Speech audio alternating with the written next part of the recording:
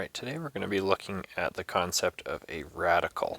So radicals are numbers similar to square roots, right? So if we've got the square root of 24, that's a radical.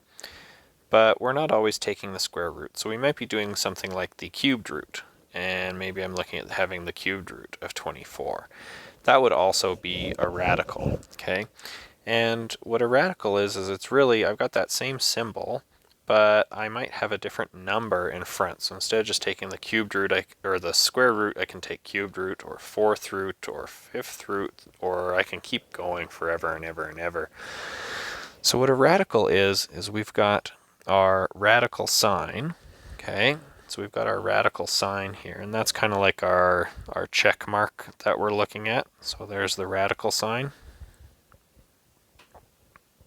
Okay, and then we've got something called the index.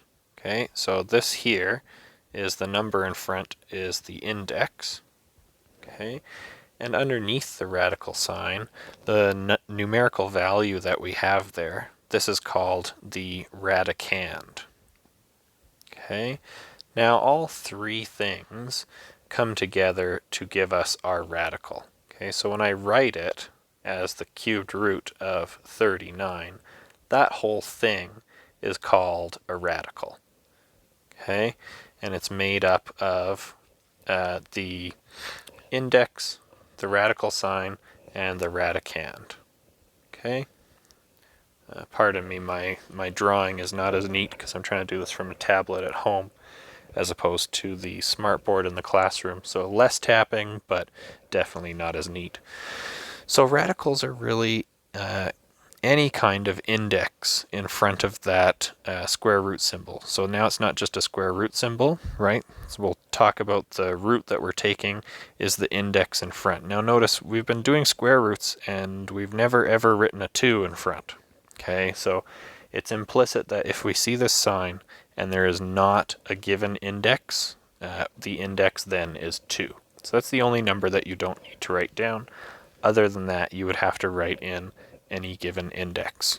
Okay, so what we're going to do with these radicals is we've looked at things like this before, kind of back in grade 8 when we started playing around with these things. So I'm just going to look at a couple of operations here with our radicals. So if I had something like the square root of 4 times the square root of 25, okay, now my order of operations would tell me that I would need to do exponents before I would do any multiplication.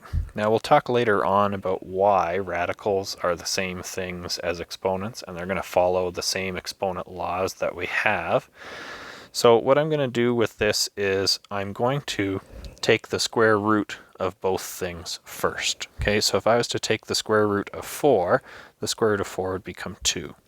If I take the square root of 25, that would be 5.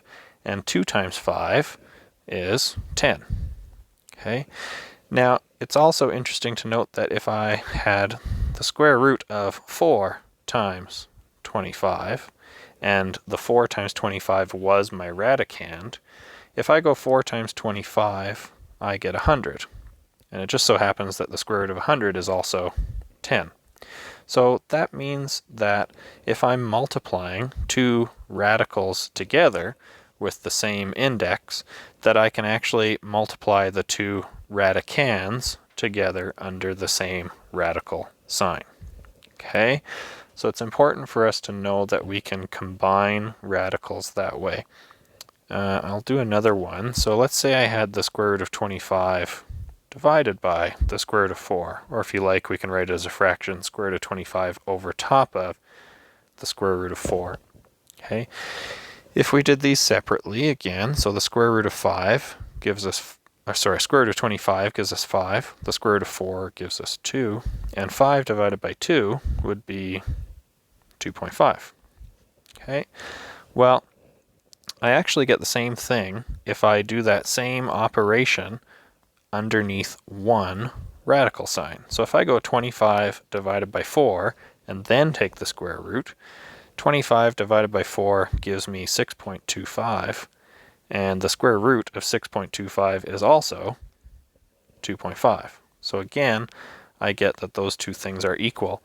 So I have that when I'm multiplying or dividing radicals, so long as my index is the same, I can multiply and divide underneath the same radical sign. And what that's going to do is it's going to allow me to either combine things to make them bigger or break things apart to make them smaller. Okay, so I'll do a couple examples with that in just a second. But I want to point out, similar to our exponent laws, that worked great with multiplying and dividing. But adding and subtracting absolutely do not work. Okay, so if I was to take the square root of these two things separately, square root of 4 is 2, square root of 25 is 5, and 2 plus 5 is 7. If I was to try to do that under the one radical sign, 4 plus 25 is 29. And 29 is not a perfect square. This does not equal 7. The square root of 29, I don't know exactly because I've left my calculator somewhere else, but it's going to be 5.3 or 5.4 something. So it's important to note that it's at least not 7. So these guys are not equal to one another. Okay, so this is one of the reasons why they behave similar to our exponents, is exponent laws apply when we are multiplying and dividing, not when we are adding and subtracting.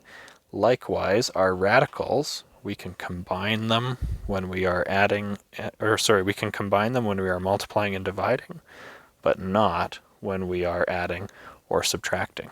Okay, so if I was to do it with subtraction, 5 minus 2 is 3, right? But if I try to combine them underneath 1, I get the square root of 21, which is not 3. This happens to be something like 4.6 something would be a reasonable estimate, but again, not equal to one another.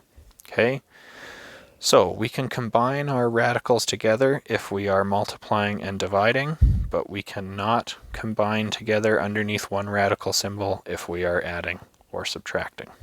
Okay, so in your workbook, you're going to see some questions that ask you to combine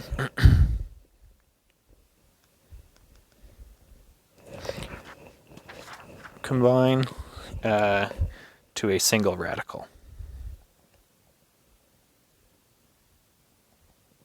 Okay, so that would be something like, okay, I've got square root of 10 times the square root of 5. Well, that's the same thing because they're multiplying. They're both a square root. I can put them under one square root symbol, and it can be the square root of 10 times 5, which is now the square root of 50. Okay. Same thing works if I'm dividing. If I've got something like the square root of 21 over the square root of 3, that's the same thing as having the square root of 21 over 3, and that's now the same as the square root of 7. And it doesn't just work with square roots, it works with any of our radicals. So if I had something like the fourth root of 21 times the fourth root of 4, I could write that as the fourth root of 21 times 4, and that's then the fourth root of 84. Okay, so that's just combining into a single radical. Okay. The other thing that we're going to be doing, and we use this a lot, is we are going to write as a product of radicals. Okay. So if I've got something like the square root of 55, I just need to think of two factors that give me 55.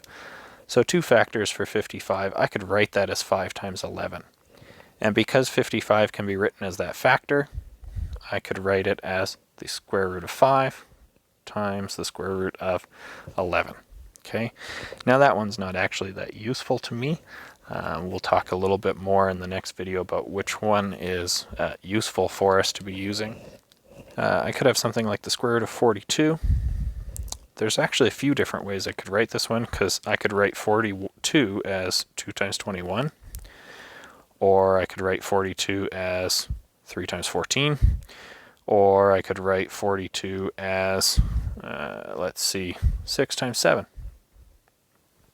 I could really pick any of those, right? So now I could write it as the square root of 2 times the square root of 21, and the square root of 3 times the square root of 14, or the square root of 6 times the square root of 7. Now I could also, if I wanted to keep going, I technically could break this apart even further, and I could write it out in its prime factorization, where each prime factor sits under its own square root symbol. Probably don't need to go that far. All we had to do is just show that we could write it as a product. Okay, but all of them would actually end up giving me the same prime factorization. Okay, all right, so that's very quickly a brief rundown on radicals, the difference between the index, the radical sign, and the radicand, as well as how we can take any radical and split it apart into its two factors, or take any multiplication or division of radicals, so long as they have the same index, and combine them under the same radical symbol. All right,